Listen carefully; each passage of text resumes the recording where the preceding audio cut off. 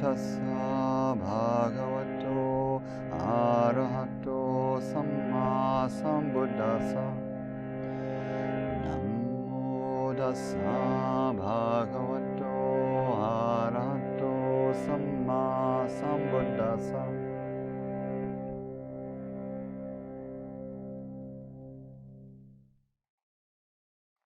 So we'll continue in a conversation we've been having. I'll reflect a bit in the theme of emptiness, and beginning to weave in some of the relationships, hopefully, between emptiness as it's presented in the early texts in the Pali Canon, which we looked at last week, and here we'll look at just a hint of how they are brought in kind of the historically what you might think of, what we might think of as the next layer of development of Buddhist thought, which is the perfection of wisdom, the Prajñāpāramitā texts, which are sometimes thought of as the very beginning of the Mahayana. So the very beginning of the idea of a path that takes as its seed or its ground the attitude of the mind or heart that orients toward the liberation of all beings, and the wish to develop the qualities of a fully liberated Buddha, not just for oneself, but for the sake of all beings everywhere, to have the power to liberate more beings.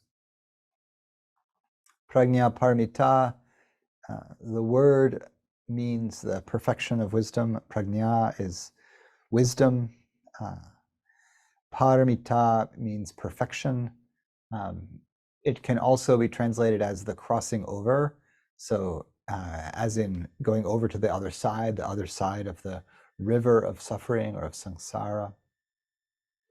And Prajñāpāramitā is both a description of wisdom when it's brought to its culmination, and it's a literary movement that arose a few centuries after the time of the Buddha and really developed for some time after that into a body of quite extraordinary mystical texts.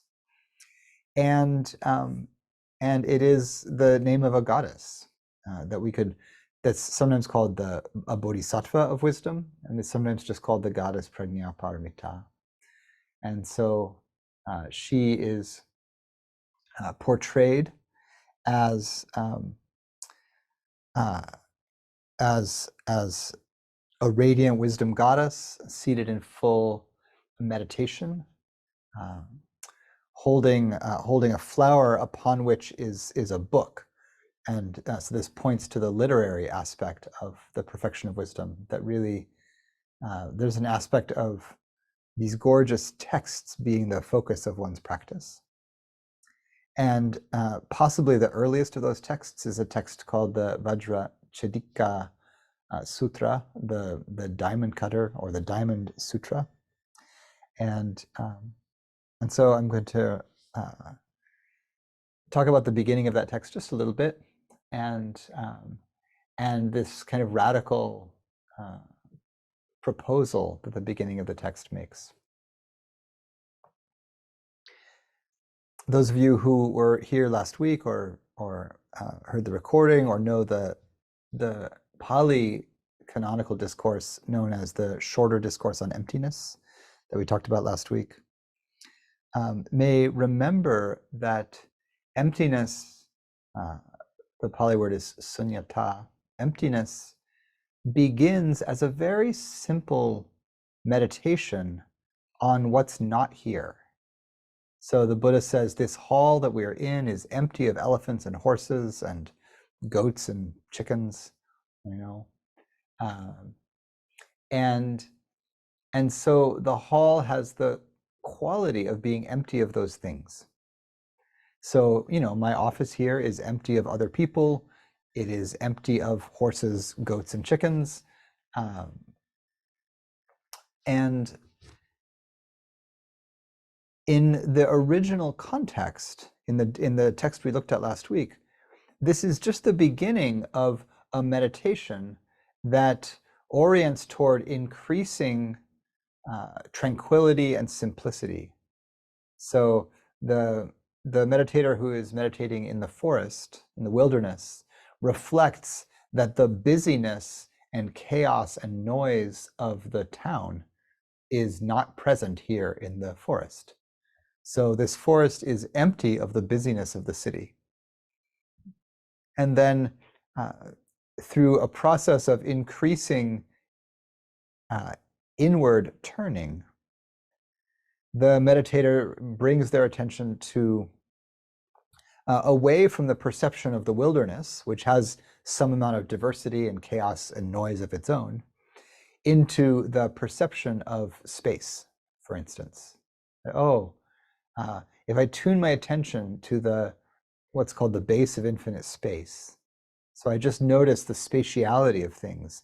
I can sense that I'm inhabiting a kind of infinitely spacious universe, and you can make that an object of meditation. I can just tune my sense to spaciousness and ignore essentially everything else. One then lets go of the perception of wilderness and tunes one's attention to the perception of space, and keeps going in that direction of, a more and more rarefied object of meditation until one is resting in states of meditation that can't even really be called perception anymore. And finally, in a profoundly liberatory state called the signless immersion of the heart.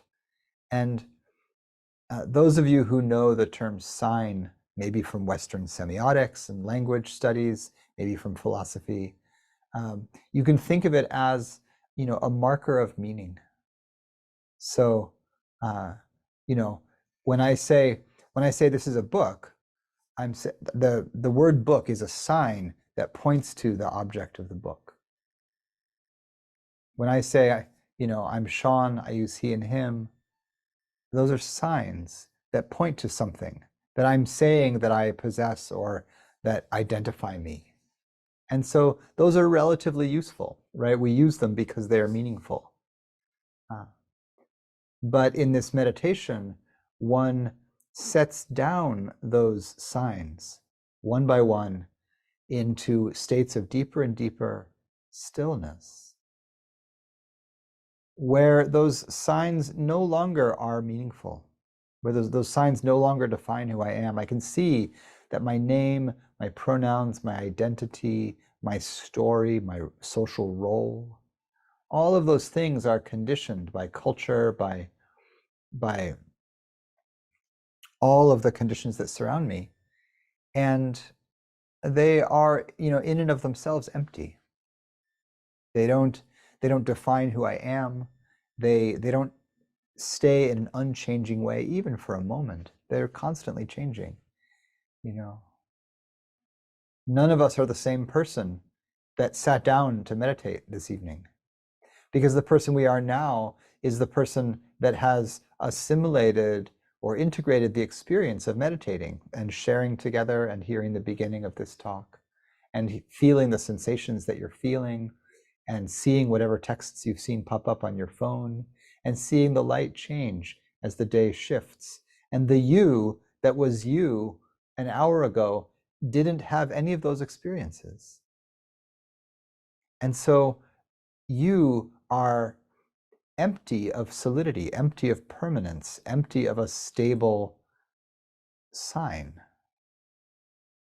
And so the meditation, it takes a fair amount of concentration, but the meditation points you toward this mysterious, very, very still state called the signless immersion of the heart. And from there, upon emerging from that, the insight that liberates is that everything we might cling to is empty, empty of permanence, empty of self, empty of the possibility of lasting satisfaction. Everything is fluctuating, conditioned, dependent, interdependent. So that's where emptiness starts. It starts as a meditation on what's absent. Now, that develops, that piece, that hint is really picked up by some of the Buddha's lineage. And they really began to feel into what are the implications of that? What are the implications of the signless immersion of the heart?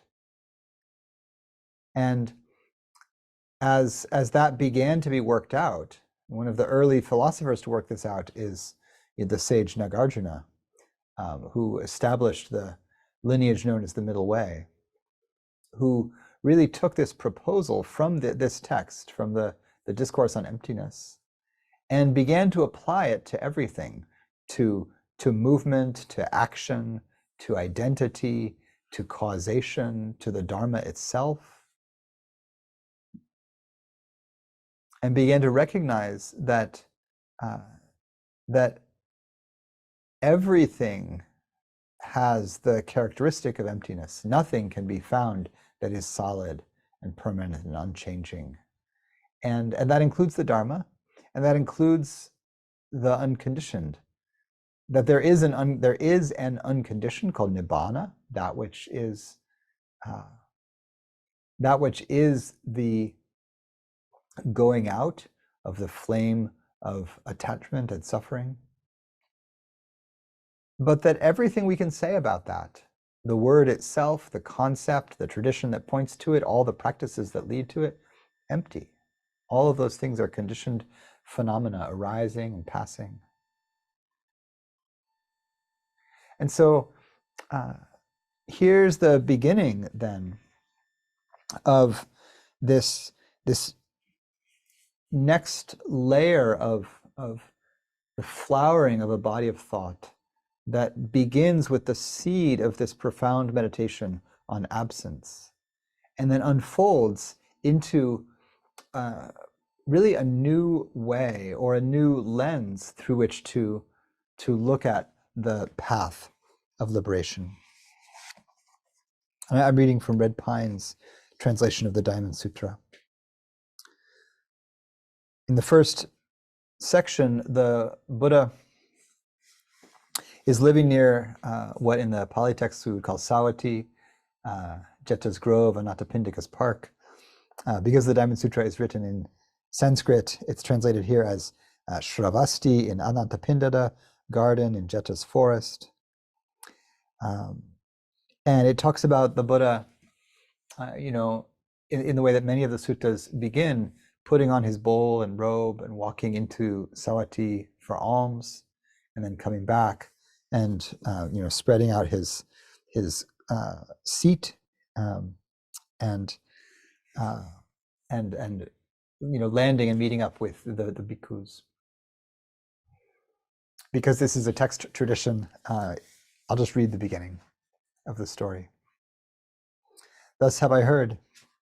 Once the Bhagavan was dwelling near Sawati at Anathapindika's garden in Jeta forest, together with the full assembly of 1,250 bhikkhus and a great many fearless bodhisattvas.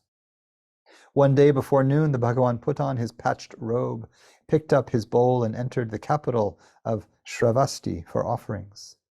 After begging for food in the city and eating his meal of rice, he returned from his daily round in the afternoon, put his robe and bowl away, washed his feet, and sat down on the appointed seat. After crossing his legs and adjusting his body, he turned his awareness to what was before him. A number of bhikshus then came up to where the Bhagavan was sitting.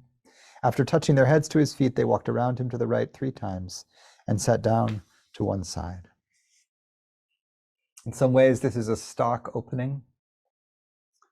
In other ways, it is the counterpoint to everything that's going to happen afterward as the talk begins and the Buddha and the monks begin to discuss a very radical view of emptiness.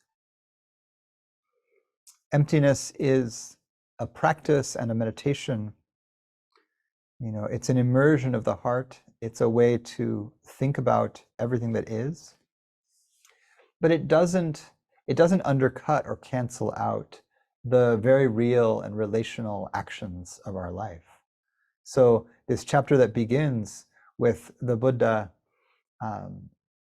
putting on his robe, getting his robe and bowl in order, walking into town, going on the alms round, receiving the gift of food from the lay donors, from the lay faithful.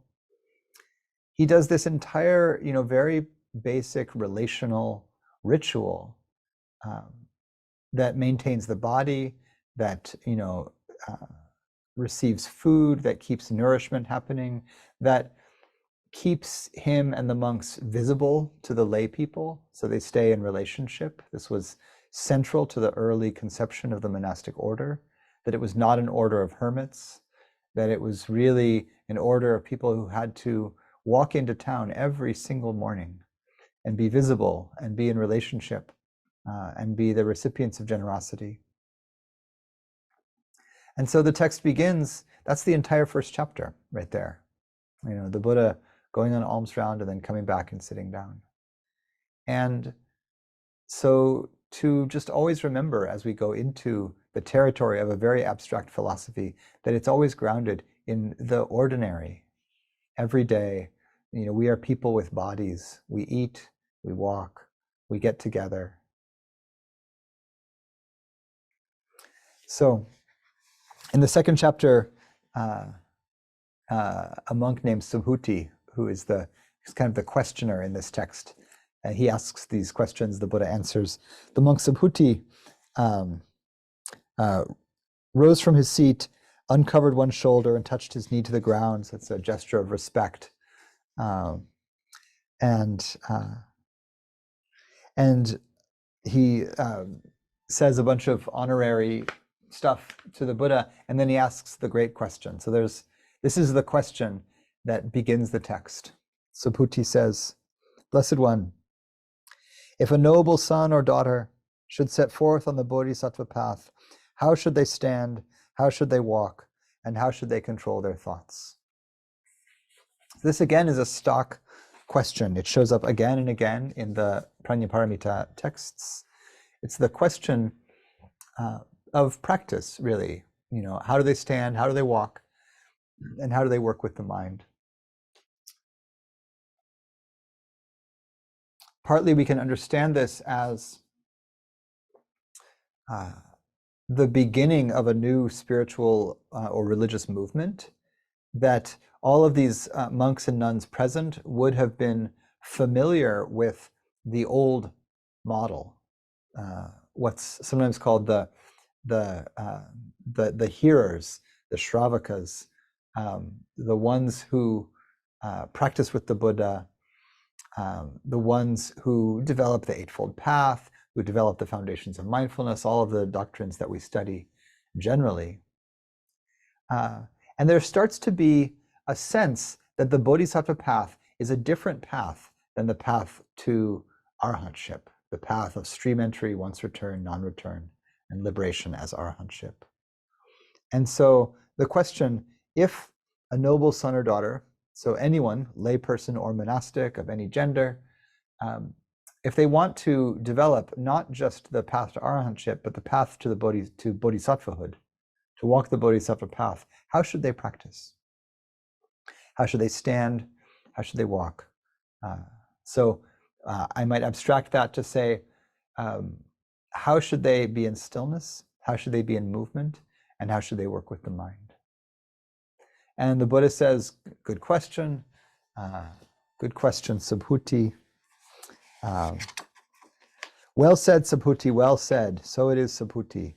The Tathagata blesses fearless bodhisattvas with the best of blessings and entrusts fearless bodhisattvas with the greatest of trusts. You should therefore listen, Subhuti, and consider this well. I shall tell you how those who set forth on the bodhisattva path should stand, how they should walk, and how they should control their thoughts. So there's the setup. I'm going to read one more passage and then we'll reflect on it a bit. This next passage, the Buddha's answer to this initial question, is really the seed teaching of the entire tradition of the Prajñāpāramitā. It's the seed teaching of the whole text. This text, the Diamond Sutra, is said to have been, and it's short, it's, how many short sections? It's 32 very tiny chapters. That was already the first two. That gets expanded out. The sequence perhaps is that it gets expanded out to a text known as the Perfection of Wisdom in 8,000 lines or 8,000 verses, and then to a 10,000 verse version, and then to a 100,000 verse version. Lots of repetition in that one, but it's big, enormous, vast, cosmic, and then reduced down again and down again, all the way down to the Heart Sutra, which was probably written in Chinese and then back translated into Sanskrit as a summary of the Prajñāpāramitā path. That's why it's the heart of the Perfection of Wisdom, and that's in like 20 lines. And then mystically, the whole thing reduces down to the single syllable ah, the first vowel in the alphabet. So the Diamond Sutra is the first flowering of this new movement, scholars think. And so this chapter, the third chapter, this is really the seed of this new vision of the path. So what does the Buddha say? How does a person who wants to walk the bodhisattva path practice? How do they stand? How do they walk? How do they control their thoughts? So here's chapter 3.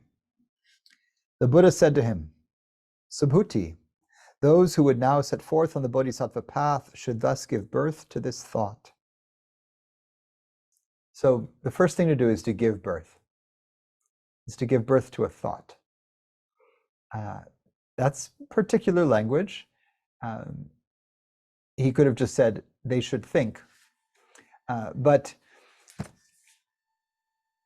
where do thoughts come from anyway?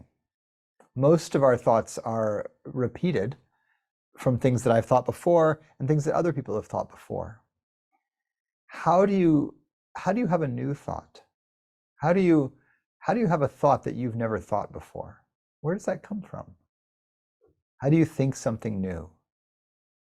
Partly, we think something new by digesting a lot of what's already been thought. We hear a lot of ideas from culture and teachers. We learn a lot of things. And maybe based on all of those things, we have one or two new thoughts. I remember when I was writing my PhD, I was taught the standard thing about PhDs, which was like, your job is to really, really know your field, your very, very tiny subfield so well that you have a sense of all the things that have been thought, all the important things that have been thought in that field. And then your only job is to come up with one new thought. Just think one thing, put together one bit of association that hasn't been yet stitched into the quilt, and that's your offering. And it'll probably take you about 3 pages to state what that is, and then 400 more pages to defend it, and that's your PhD. And they were right. That was essentially the task.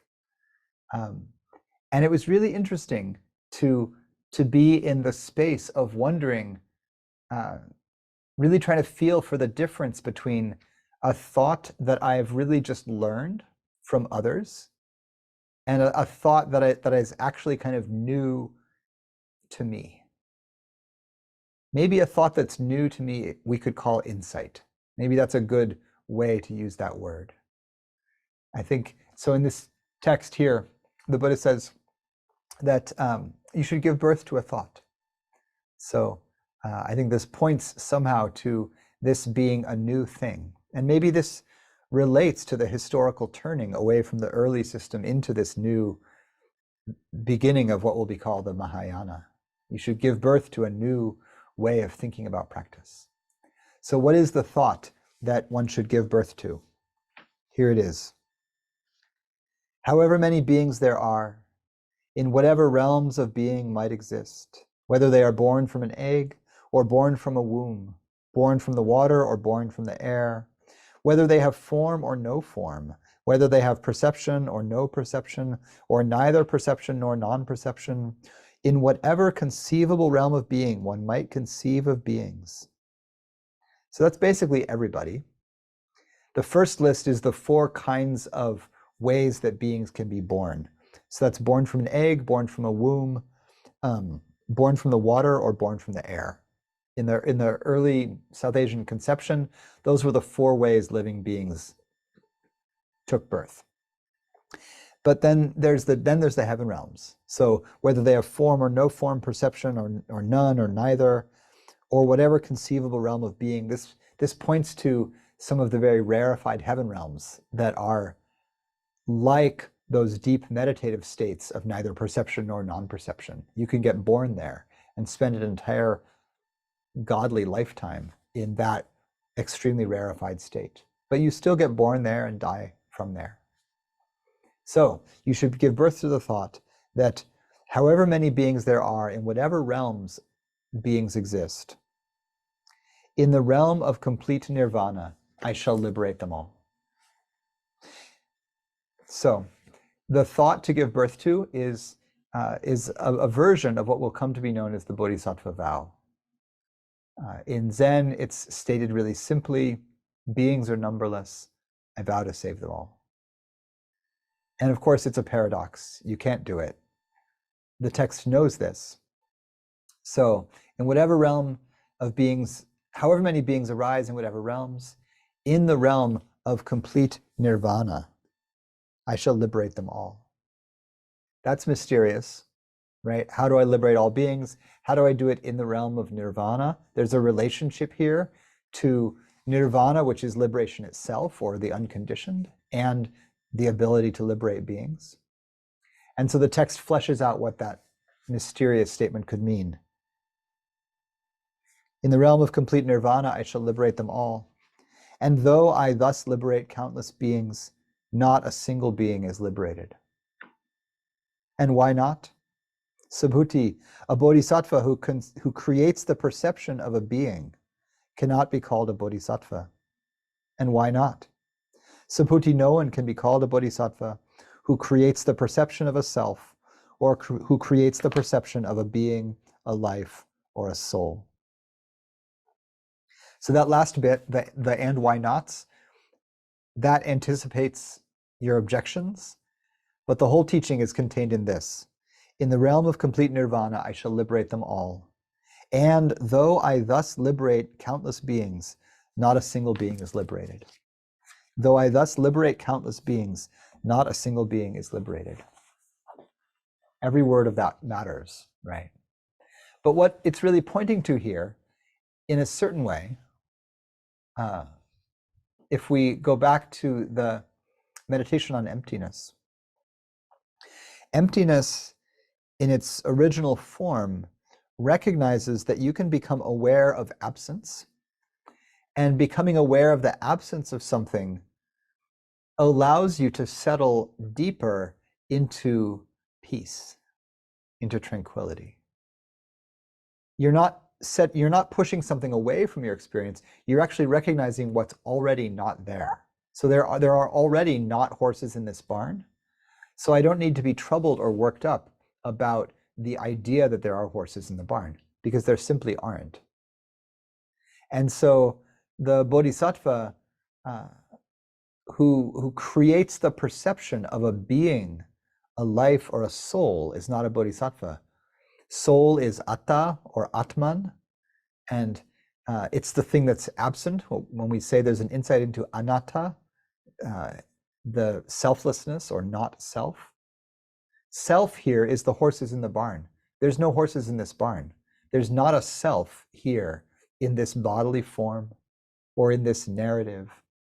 There's not a being here. Being is an empty sign. In the signless immersion of the heart, there are no beings. The word being is meaningless. The idea that there's, a person over here and a person over there, those are useful signs when I'm in town, or when I'm with my, monastic brothers and sisters in the forest talking, or walking for alms, or meeting the lay people, or being a lay person giving to the monastics. In all of these ways, self and other are very real, very relevant. But in the signless immersion of the heart, they all drop away. And so how does a bodhisattva stand, walk, and work with the mind? They give birth to a thought. And the thought is that in the realm of complete nirvana, I will liberate all beings in whatever realms they ever arise. The only way I can do this is by understanding that there's no such thing as a being and there are no beings to be liberated. And therefore, liberating all beings means not liberating any beings. There are no beings to be liberated. No beings are liberated. In a way, this statement, this beginning of the perfection of wisdom, this is the seed that will flower as Zen 1,000 years later, will flower in the deep, abstract, glorious, non-dual mysticism of Dogen and the great Zen masters, the Chan masters in China, the Zen masters, the Son masters in Korea. This insight really becomes the root of the whole movement that will eventually become Tantra 1,000 years later in the Himalayas. And it points the way for us toward something that I think can be, not to overuse a word, liberating in our practice. Even if we don't, consider ourselves, devotional Mahayana practitioners in that way, even if we don't practice emptiness as a meditation or a reflection in a regular way, what this teaching can point to is